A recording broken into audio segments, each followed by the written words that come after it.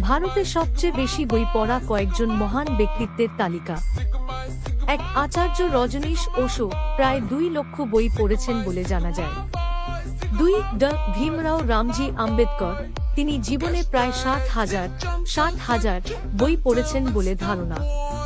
3 APJ Abdul Kalam প্রায় 2500 বই পড়েছেন।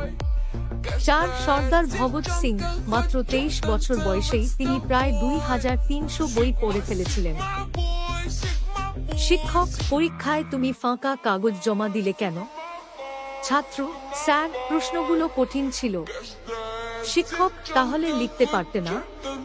ছাত্র, স্যার, আমি চুপ করে থাকার উত্তর দিয়েছি।